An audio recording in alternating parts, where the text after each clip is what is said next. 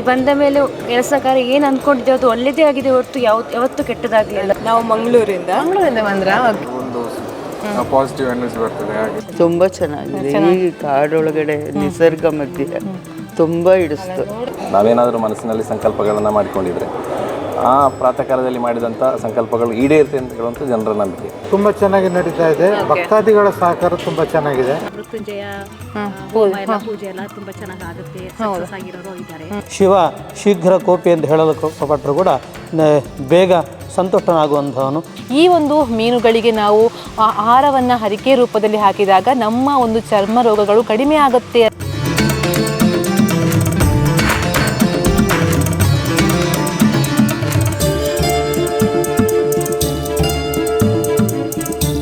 ನಮಸ್ಕಾರ ವೀಕ್ಷಕರೇ, ಶುಭ ಸೋಮವಾರ ಎಲ್ಲರಿಗೂ ಕೂಡ. ಈ ಒಂದು ಧನುರ್ಮಾಸದಲ್ಲಿ ಧನು ಪೂಜೆಗಾಗಿ ನಾನು ಸುಳ್ಯಸೀಮೆ ತೊಡಿಕಾನ ಶ್ರೀ ಮಲ್ಲಿಕಾರ್ಜುನ ದೇವಸ್ಥಾನಕ್ಕೆ ಬೆಳಗ್ಗೆ 4 ಗಂಟೆಗೆ ಬಂದು ಭೇಟಿ ಕೊಟ್ಟಿರುವಂತಹದ್ದು.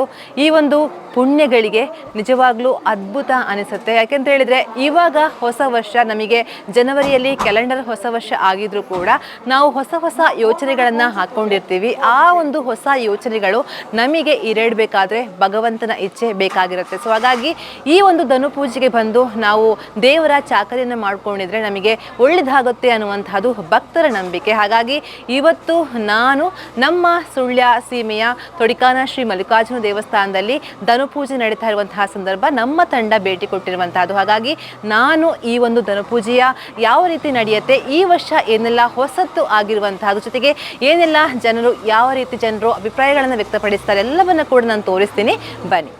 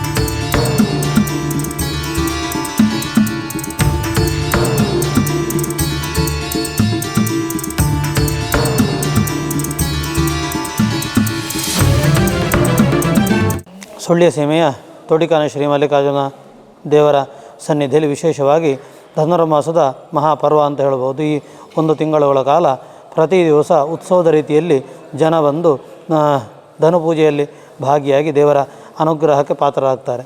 ಹಾಗೆ ಧನು ಸಂಕ್ರಮಣದಿಂದ ಮಕರ ಸಂಕ್ರಮಣವರೆಗಿನ ಈ ಪುಣ್ಯಕಾಲವನ್ನು ಧನುರ್ಮಾಸ ಅಂತ 1 ತಿಂಗಳು ಆಚರಿಸುವಂತಹದ್ದು. ಹಾಗೆ ನಮಗೆ 1 ವರ್ಷ ಅಂತ ಹೇಳಿದರೆ ದೇವತೆಗಳಿಗೆ 1 ದಿವಸ, ಅದರಲ್ಲಿ ಉತ್ತರಾಯಣ ಅಂತ ಹೇಳುವಂಥದ್ದು ಹಗಲು, ದಕ್ಷಿಣಾಯನ ರಾತ್ರಿ. ಹಾಗೆ ದೇವತೆಗಳ ಹಗಲು ಅಂದರೆ ಉತ್ತರಾಯಣ ಪ್ರಾರಂಭವಾಗುವಂಥದ್ದು ಈ ಧನುರ್ಮಾಸದ ಸಂದರ್ಭದಲ್ಲಿ. ಹಾಗೆ ಉತ್ತರಾಯಣ ಪ್ರಾರಂಭ ಕಾಲ ಅಂತ ಹೇಳಿದರೆ ದೇವತೆಗಳಿಗೆ ಬ್ರಾಹ್ಮಿ ಮುಹೂರ್ತ ಅಂದರೆ ಸೂರ್ಯೋದಯದ ಮುಂಚಿನ ಕಾಲ. ಹಾಗೆ ದೇವತೆಗಳ ಬ್ರಾಹ್ಮಿ ಮುಹೂರ್ತದಲ್ಲಿ ನಾವು ನಮ್ಮ ಬ್ರಾಹ್ಮಿ ಮುಹೂರ್ತ ನಮ್ಮ ಸೂರ್ಯೋದಯದ ಮುಂಚಿನ ಸಂದರ್ಭದಲ್ಲಿ ದೇವತಾರಾಧನೆಯನ್ನು ಮಾಡಿದರೆ ಶೀಘ್ರ ಫಲ ಪ್ರಾಪ್ತಿ ಆಗ್ತದೆ ಅಂತ ಹೇಳುವಂಥದ್ದು. ಹಾಗೆ ಸೂರ್ಯೋದಯದ ಮೊದಲಿನ ಅರುಣೋದಯ ಅಂತ ಹೇಳುವಂತಹ ಕಾಲ, ಆ ಸಂದರ್ಭದಲ್ಲಿ ದೇವರ ಆರಾಧನೆ ಮಾಡಿದರೆ ದೇವರ ಅನುಗ್ರಹ ಪ್ರಾಪಕ್ಕೆ ಶೀಘ್ರವೇ ನಾವು ಪಾತ್ರರಾಗ್ತೇವೆ. ಹಾಗೆ ಶಿವನ ಆರಾಧನೆ ಬಹಳ ವಿಶೇಷ. ಶಿವ ಶೀಘ್ರ ಕೋಪಿ ಅಂತ ಹೇಳಲ್ಪಟ್ಟರೂ ಕೂಡ ಬೇಗ ಸಂತುಷ್ಟನಾಗುವಂಥವನು. ಆಶುತೋಷ ಶೀಘ್ರ ಸಂತುಷ್ಟನಾಗಿ ಶೀಘ್ರ ಫಲವನ್ನು ಕೊಡುವಂಥವನು ಆ ಶಿವ. ಹಾಗೆ ಈ ತೊಡಿಕಾನ ಶ್ರೀ ಮಲ್ಲಿಕಾರ್ಜುನ ದೇವರ ಸನ್ನಿಧಿಗೆ ವಿಶೇಷವಾದಂತಹ ಮಹತ್ವ ಉಂಟು. ಕಣ್ವ ಮಹರ್ಷಿಗಳಿಂದ ಪ್ರತಿಷ್ಠಾಪಿಸಲ್ಪಟ್ಟು ಪುರಾಣದ ಇತಿಹಾಸ ಇರುವಂತಹ ಈ ಪುಣ್ಯಕ್ಷೇತ್ರದಲ್ಲಿ ಮಲ್ಲಿಕಾರ್ಜುನ ದೇವರ ಆರಾಧನೆಯನ್ನು ಮಾಡಿ ಪ್ರಾರ್ಥಿಸಿದರೆ ಎಲ್ಲ ಕಷ್ಟಗಳು ಪರಿಹಾರ ಆಗ್ತದೆ, ಹಾಗೆ ಇಷ್ಟಾರ್ಥ ಸಿದ್ಧಿ ಆಗ್ತದೆ.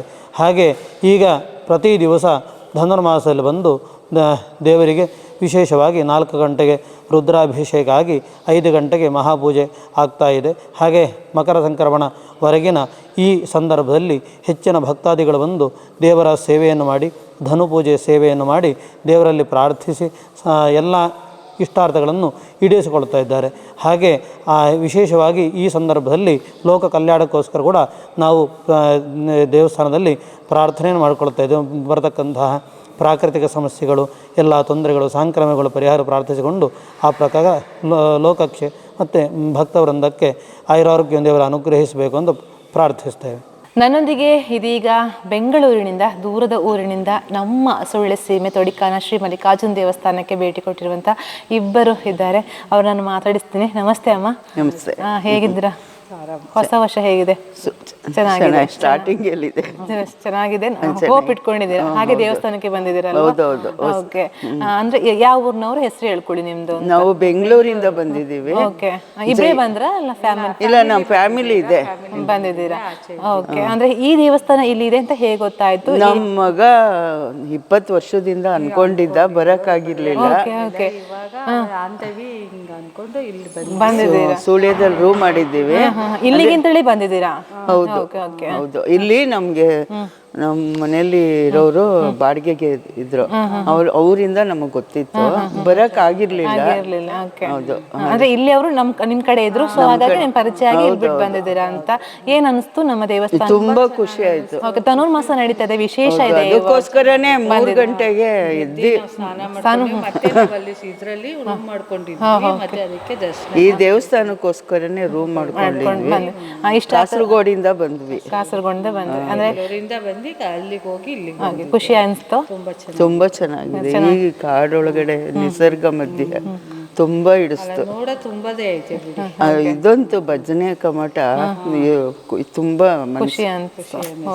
ಆಗ್ಲೇ ನೋಡ್ತಾ ಇದ್ದೀರಾ ಅಂದ್ರೆ ಅಲ್ವಾ? ಓಕೆ. ಅಲ್ಲಿ ಮೀನಿನ ಗುಂಡಿ ಕೂಡ ಇದೆ, ಹೋದ್ರ? ನೋಡ್ಕೊಂಡು ಬಂದ್ವಿ. ತುಂಬಾನೇ ಚೆನ್ನಾಗಿದೆ. ಹೊರಟ. ಓಕೆ. ಹಾಗಾಗಿ ಕಾರಣಿಕ ಇದೆ ಅಂತ ಅನ್ಸುತ್ತೆ. ಬಂದು ನೋಡೋ ಪ್ಲೇಸ್ ತುಂಬಾ ಚೆನ್ನಾಗಿದೆ, ನಿಸರ್ಗದ ಮಧ್ಯೆ ಇದೆ. ಓಕೆ. ತುಂಬಾ ಇಷ್ಟ. ಓಕೆ. ನೆಕ್ಸ್ಟ್ ಎಲ್ಲಿ ಹೋಗೋ ಪ್ಲಾನ್ ಇದೆ? ನಾವು ಇನ್ನೊಂದು ದೇವಸ್ಥಾನ ಇದೆ, ಮರಕತ ದುರ್ಗಾ ಪರಮೇಶ್ವರ ದೇವಸ್ಥಾನ. ಅಲ್ಲಿ ಹೋಗ್ಕೊಂಡು ಸುಬ್ರಹ್ಮಣ್ಯ ಹೋಗ್ಕೊಂಡು ಒಂದು ಬೆಂಗಳೂರು ಹೋಗ್ತೀರಾ? ಮೊನ್ನೆನೆ ಬಂದ್ವಿ. 4 ದಿವಸ ಇವತ್ತು ನೋಡ್ಕೊಂಡು ಹಂಗೆ ಹಿಂಗ್ ನೋಡ್ಕೊಂಡು ಮತ್ತೆ ಇಲ್ಲಿ ದೇವಸ್ಥಾನ ರೆಸ್ಟ್ ಮಾಡ್ತಾವ್ರೆ. ನಮ್ಮ ಮಕ್ಕಳು ಅವರು ಇದೆಲ್ಲ ಅವ್ರ ಮುಖಾಂತರ ಗೊತ್ತಾಗಿದ್ದು. ನಮ್ಮ ಮಗ ಆಮೇಲೆ ಬಂದು ಸರಿ.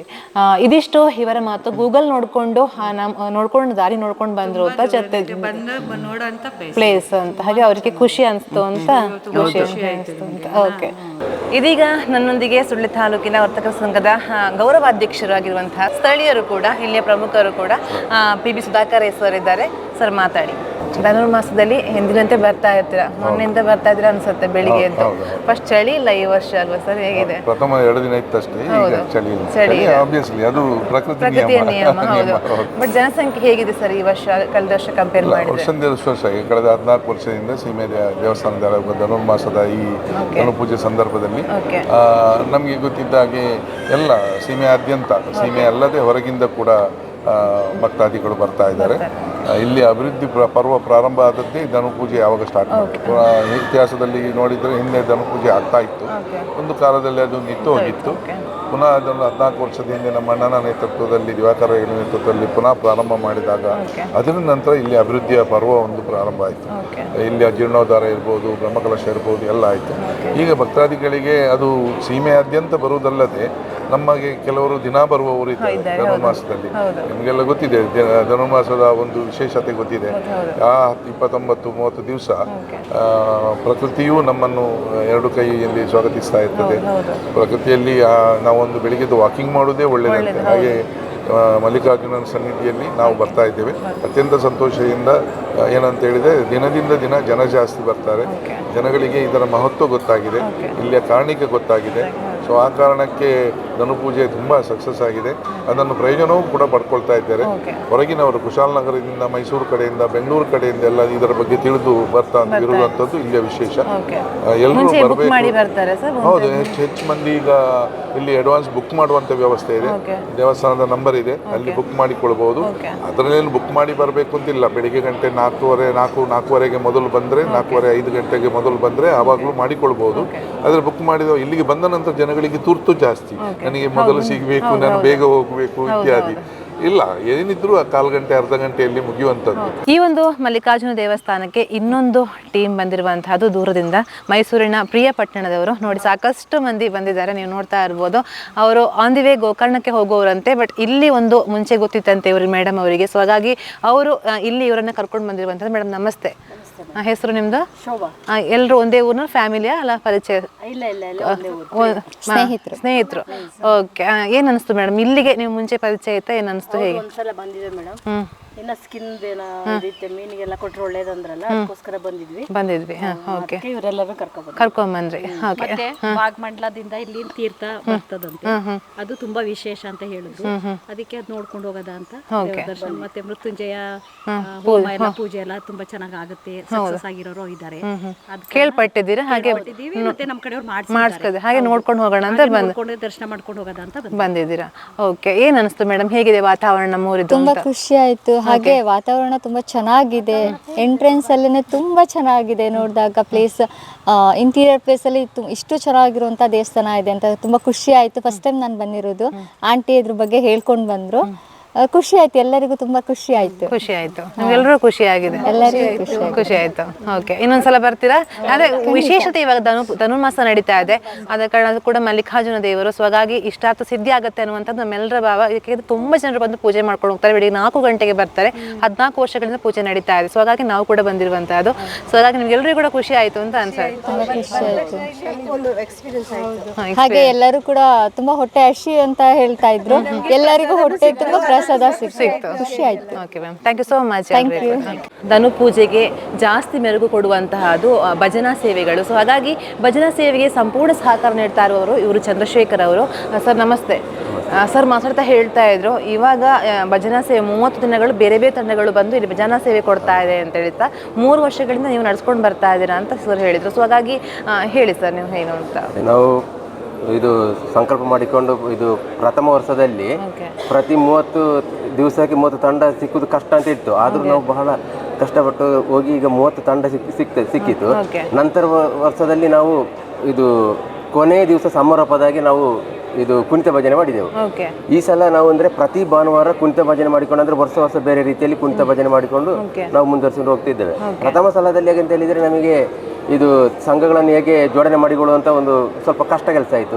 2ನೇ ವರ್ಷದಲ್ಲಿ ಸ್ವಲ್ಪ ಸುಲಭ ಆಯಿತು. ಈ ಸಲ ಹೇಗೆ ಅಂತ ಹೇಳಿದ್ರೆ ನಮಗೆ ನಮ್ಮ ನಿರೀಕ್ಷೆಗೆ ಮೀರಿ ಸಂಘ ಬರೋದ್ರಿಂದ ನಾವು ಒಂದೊಂದು ದಿವಸದಲ್ಲಿ ಅವರೇ ಬರ್ತಾರೆ. ನಾವು ಒಮ್ಮೆ ಸಂಪರ್ಕ ಮಾಡಬೇಕು.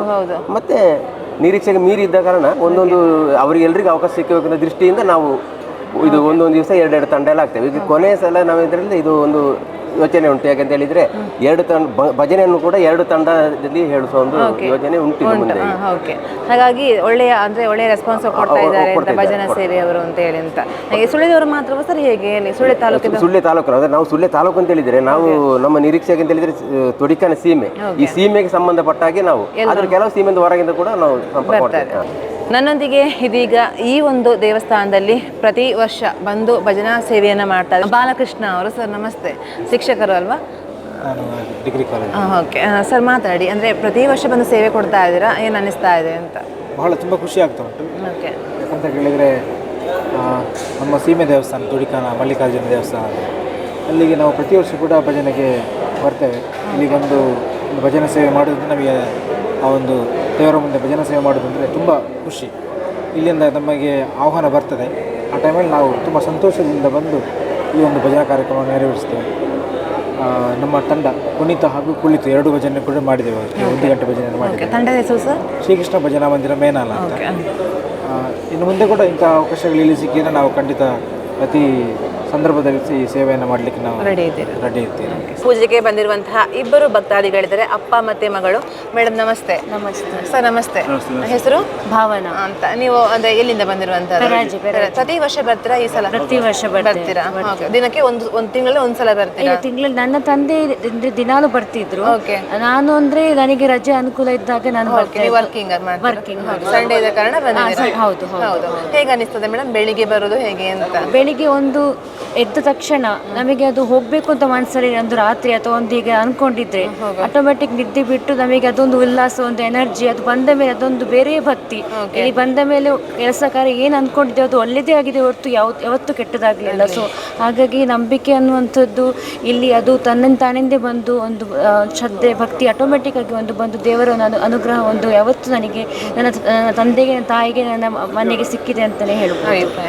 ಸೊ ನೀವು ಕಂಡ ಪ್ರಕಾರ ಪ್ರತಿದಿನ ಬರ್ತೀರಾ ಅಂತ ಹೇಳಿದ್ರು, ಹೇಗೆ ಅಂದ್ರೆ ದೇವರ ಇದರ ಮೇಲೆ ಬರೋದು ಭಕ್ತಿ ಮೇಲೆ ದೇವರು ಕೈ ಬಿಡ್ಲಿಲ್ಲ, ನಮ್ಮ ಸಂಸಾರವನ್ನು ಕೈ ಬಿಡ್ಲಿಲ್ಲ. ಸರ್ ನಿಮ್ಮ ಹೆಸರು? ನನ್ನ ಹೆಸರು ಉದಯಶಂಕರ್ ಅಂತ. ನಿಮ್ಮ ಹೆಸರು ಸರ್? ಭಾವನಾ. ಎಲ್ಲಿ ವರ್ಕ್ ಮಾಡ್ತಿರೋದು? ನಾನು ಇದು ಕೆನರಾ ಇಂಜಿನಿಯರಿಂಗ್ ಕಾಲೇಜಲ್ಲಿ ಅಸಿಸ್ಟೆಂಟ್ ಪ್ರೊಫೆಸರ್ ಆಗಿ ವರ್ಕ್ ಮಾಡ್ತಿದ್ದೇನೆ. ಈ ಒಂದು ದೇವಸ್ಥಾನದಲ್ಲಿ ಕಳೆದ ಹಲವು ವರ್ಷಗಳಿಂದ ದೇವರ ಚಾಕರಿ ಮಾಡ್ತಾ ಇದ್ದಾರೆ ಗಣಪತಿ ಭಟ್ ಅವರು. ಸ್ಥಳೀಯರಲ್ಲ ಸರ್? ಗೂನಡ್ಕದವರು.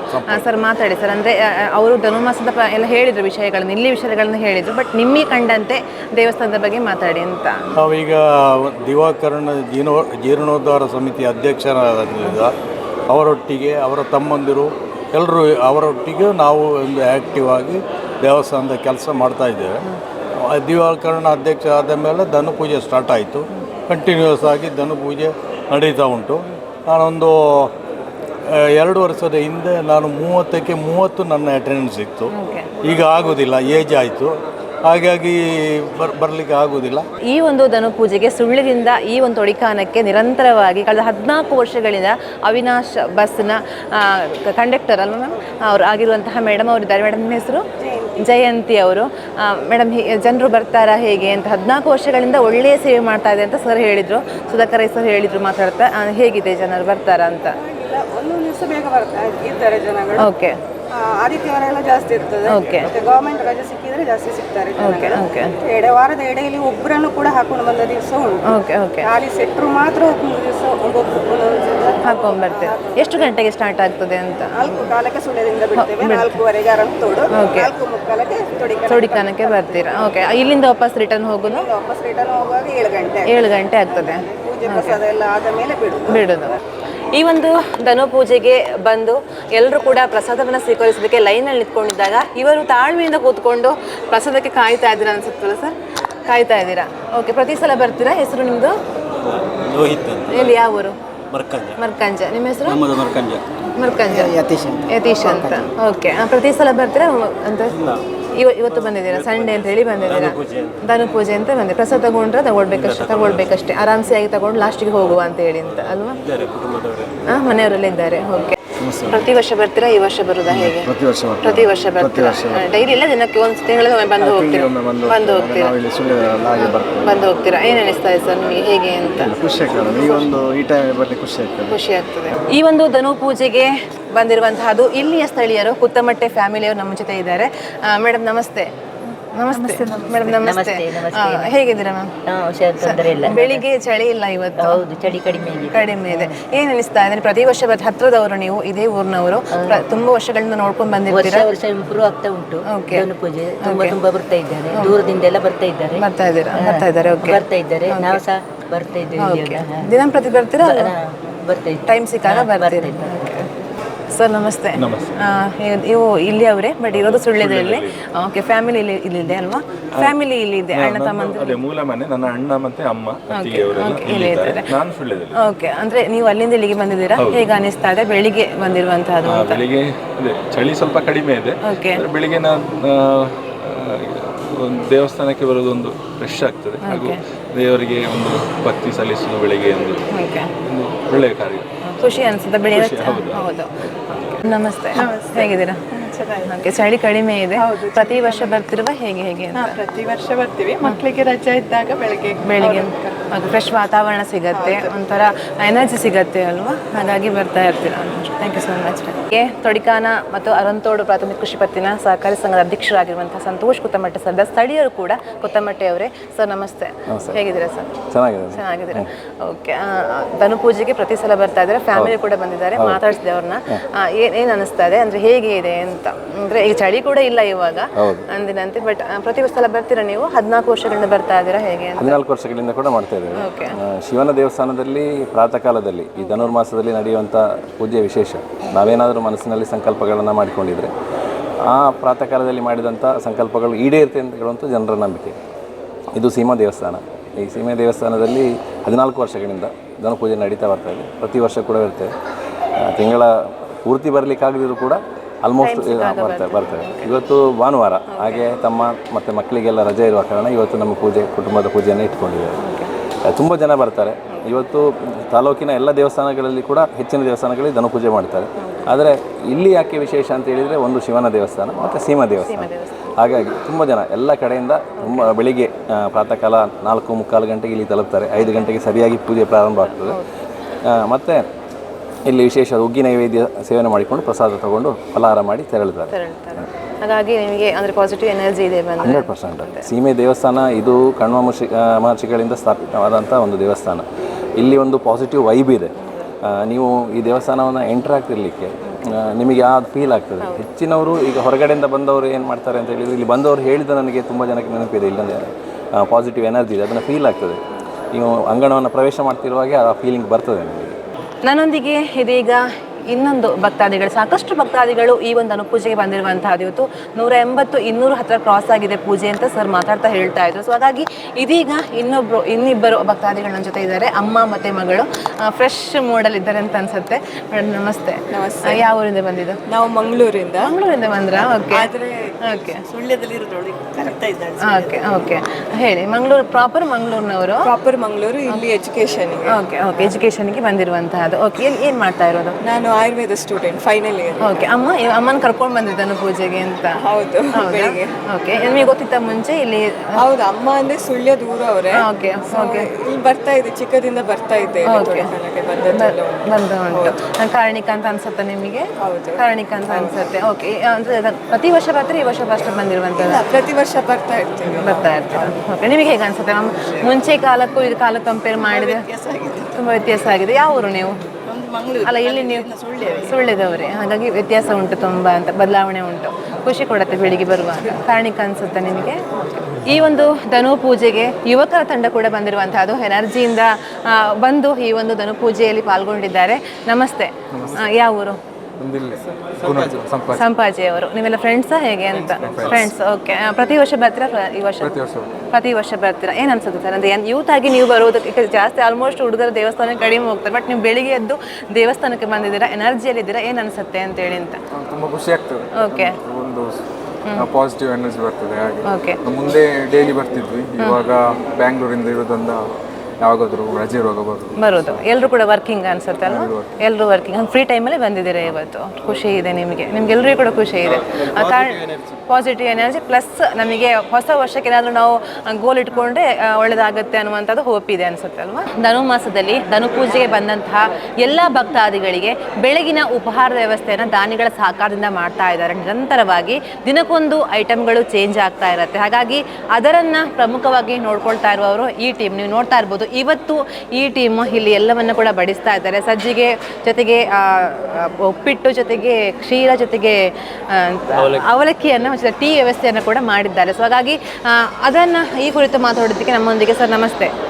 ನಮಸ್ತೆ ಸರ್, ಹೆಸರು ಸರ್? ನನ್ನ ಹೆಸರು ಕೆ ನಾರಾಯಣ ಅಂತ ಹೇಳಿ. ಓಕೆ, ನಾನು ಮಾಜಿ ವ್ಯವಸ್ಥಾಪನಾ ಸಮಿತಿಯ ಸದಸ್ಯ. ಓಕೆ, ಈಗ ತಾನೇ ನಾವು ಇಲ್ಲಿ ಉಪಹಾರದ ವ್ಯವಸ್ಥೆಗಳನ್ನು ಮಾಡಿದ್ದೇವೆ. ಸುಮಾರು ಇಲ್ಲಿ ಅಂದರೆ ಭಕ್ತಾದಿಗಳು ಸಾವಿರಾರು ಸಂಖ್ಯೆಯಿಂದ ಬಂದು ಇಲ್ಲಿ ಪೂಜೆ ಪುರಸ್ಕಾರಗಳನ್ನು ಮಾಡಿ ಆನಂತರ ಉಪಹಾರವನ್ನು ಸೇವಿಸಿ ಹಿಂದಿರುಗುತ್ತಾರೆ.